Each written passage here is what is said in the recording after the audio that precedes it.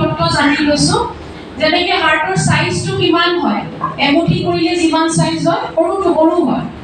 আৰু এইটো ন্যাচাৰালি কোৱা হয় পুৰুষৰ হাৰ্টৰ সাইজটো মহিলাতকে অলপ ডাঙৰ হয় আচ্ছা সেই কাৰণে চাগে কেতিয়াবা নহয় কোনোবা পুৰুষৰ মনত হয় বহুত কোনোবা জেগা লৈ লয় হয়নে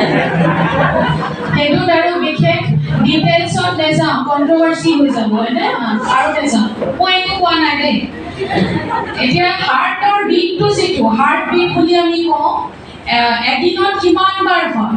৮০,০০০ৰ পৰা ১,০০,০০০ বাৰ হয় নিজে ভাবি চাওক ২৪ ঘণ্টাত আপুনি কিমান কি কাম কৰে এইটো অনবৰতে কিন্তু নিজৰ কামটো কৰি থাকে ইমান বাৰ যদি পাম্পিং হৈছে এইটো যত্ন লোৱা কিন্তু বহুত বেছি জৰুৰী হয় এইটো অলপ চিৰিয়াছকে ভাবিব এতিয়া চাওক হেলদি হাৰ্টখনত হেলদি হৈ থাকিবলৈ কিছুমান বস্তুটো লাগে কি বস্তু লাগে চাই লৈছো মাসলখিনি ষ্ট্ৰং হ'ব লাগে কাৰণ এইটো পাম্পিং অৰ্গান হয় তাৰপিছত আমাৰ ব্লাড ভেছলত যিকোনো বস্তু জমি থাকিব নালাগে ব্লাড ভেছল কোনটো বস্তু হয় এইখন ৰাস্তা আমাৰ টেষ্টটো প্ৰবাহ হয় ব্লাড সাৰ্কুলেশন যিটো কৰা হয় সেইটোৱে হয় তাত ৰাস্তাটো একো বস্তু জমি থাকিব নালাগে ব্লাড ভেছলখিনিও ষ্ট্ৰং হ'ব লাগে আমাৰ ব্লাড সাৰ্কুলেশন যেটো হয় তেজৰ যেটো প্ৰবাহ হয় হেতু অলপ প্ৰপাৰলি হোৱাটো জৰুৰী হয় দেন হাৰ্টৰ কেনেবাকে যিকোনো জায়গা একো ফুলা ভাব থাকিব নালাগে ইনফ্লেমেশন হ'ব নালাগে এই গোটেইখিনি বস্তু হাৰ্টক হেলদি কৰি থবলৈ প্ৰয়োজন হয় এতিয়া আগলৈ যদি কওঁ কি কাৰণ হয় হাৰ্টখন ড্যামেজ হয় প্ৰথমটো হ'ল স্ট্ৰেছ চিন্তা বহুত বেছি হলে কেতিয়াবা হাৰ্ট ড্যামেজ হৈ যায় শুনিছে চাগে বহুত বেছি শক বা চিন্তা হলে কেতিয়াবা হাৰ্ট এটাকো হয় তো এইটো এটা ডাঙৰ ৰিজন হয় নেক্সট হ'ল লাইফষ্টাইল এওক দেখিছে এনেকুৱা লাইফষ্টাইলত যদি প্ৰায়ভাগে থাকে অলপ সাৱধান হ'ব যে আপোনাৰ হাৰ্টখন অলপ নষ্ট হ'বলৈ ধৰিছে চাগে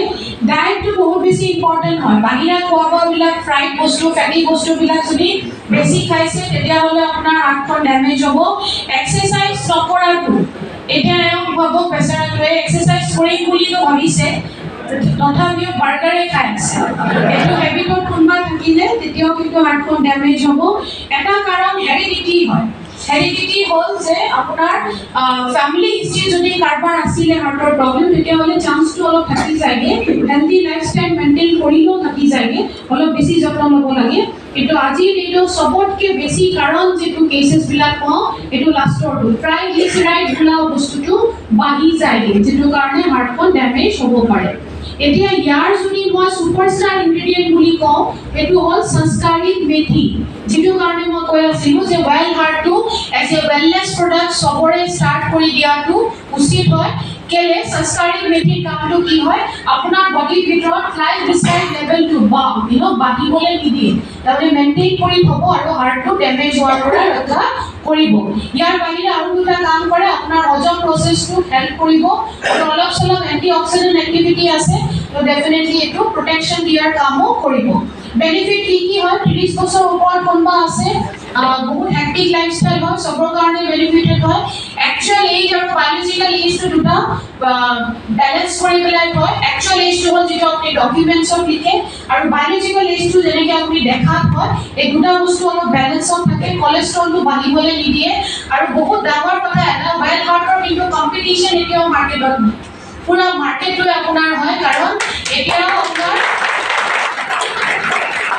হাৰ্টৰ যিবিলাক পেশেন্ট আছে এতিয়াও কিন্তু ইকোস্প্ৰিন বা এস্প্ৰিন বোলা বস্তুখিনিয়ে দিয়া হয় যেটো ব্লাড থিনাৰ বুলি কয় ব্লাডটো পাতল কৰি দিয়ে তো পুৰা মাৰ্কেটটোৱে আমাৰ হয় ইয়াৰ বাহিৰে কোলেষ্ট্ৰলটো জমিবলৈ নিদিয়ে কিন্তু লগতে এটা কথা সদায় মনত থব যে জমি যোৱা কোলেষ্ট্ৰল গলাই দিয়াৰ কামটো কিন্তু ওয়েল হাৰ্টে কেতিয়াও নকৰে তো এইটো অলপ মনত হ'ব ষ্টেণ্ট লাগে মানুহৰ যেনে ব্লকেজ হৈ যায় খুলি দিবলৈ ষ্টেণ্ট লগা মানুহও ওয়েল হাৰ্ট ল'ব পাৰে কেতিয়া ল'ব ষ্টেণ্ট লগোৱাৰ পিছত 2 মাহ যেতিয়া কমপ্লিট হৈ যাব 2 মাহ কমপ্লিট হোৱাৰ পিছতে ওয়েল হাৰ্টটো ষ্টাৰ্ট কৰাব পাৰিব পুৰুষ মহিলা দুয়োৰে কাৰণে বেনিফিটেড হয় যিকোনো মানুহ দিব পাৰে ওয়েল হাৰ্টৰ ৰিজাল্টটো মনিটৰ কেনেকৈ কৰিব দুটা টেষ্ট কৰি পেলাই মনিটৰ কৰিব পাৰে ইকো টেষ্ট আৰু লিপিড প্ৰফাইল টেষ্ট এই দুইটা টেষ্ট কেতিয়া কৰিব ওয়েল হাৰ্টটো ইউজ কৰা 12 সপ্তাহ হৈ গ'ল কমপ্লিট হৈ গ'ল তাৰ পিছত দুটা টেষ্ট কৰি পেলাই লিপিড প্ৰফাইল টেষ্ট আৰু ইকো টেষ্ট এই দুটা টেষ্ট কৰি পেলাই ইয়াৰ কামটো মনিটৰ কৰিব পাৰিব টাৰ্গেট কাস্টমাৰ কোন কোন হয় 40 বছৰৰ ওপৰত কোনবা আছে বহুত হেক্টিক লাইফষ্টাইলত আছে এনেকুৱা মানুহ দিব পাৰে ফ্যামিলি হিষ্ট্ৰি যদি হাৰ্টৰ কোনবা পেশেন্ট আছিলে ফ্যামিলি তেতিয়া হলে এনেকুৱা মানুহ কিন্তু 25 বছৰৰ পিছতে অফাৰ কৰিব হাৰ্টৰ সৰু সুৰা প্ৰবলেম যদি আৰম্ভ হৈ গৈছে এনেকুৱা মানুহ অলৰেডি দিব পাৰে আৰু ডোজেজটো কিমান হ'ব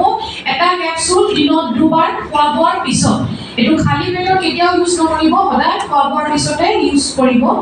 কিছুমান গাইডলাইন আছে যেনেকে ওয়েল হাৰ্টটো কিন্তু হাৰ্ট অ্যাটাকৰ কোনো কিয়ৰ নহয় এনেকে কি ক্লেইম নকৰিব যে ওয়েল হাৰ্টটো ললে হাৰ্ট অ্যাটাক কেতিয়াও নহব এটো একেবাৰে নহয় হাৰ্ট অ্যাটাকৰ কিন্তু বেলেগ বেলেগ কাৰণ হ'ব পাৰে এটো অকল প্ৰটেকচন দিয়াৰ কামে কৰিব আৰু এটা কথা যে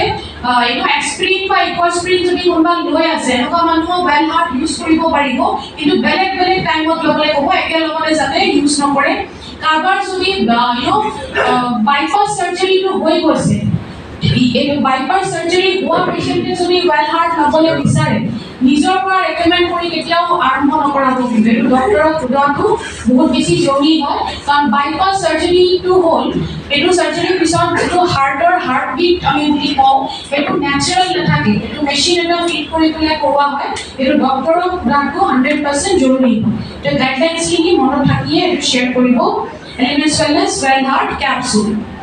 নেক্সট প্ৰডাক্ট লৈ গৈ আছো যেটো আমাৰ এলিমেন্টছ ওয়েলনেছৰ ইউৰিক ফ্লাশ ফ্ৰী লিকুইড আৰু ট্যাবলেট ইউৰিক ফ্লাশ ফ্ৰী টো আমি সবে গম পাওঁ কিডনি ষ্টোনৰ কাৰণে তো কিডনিটোৰ বিষয়ে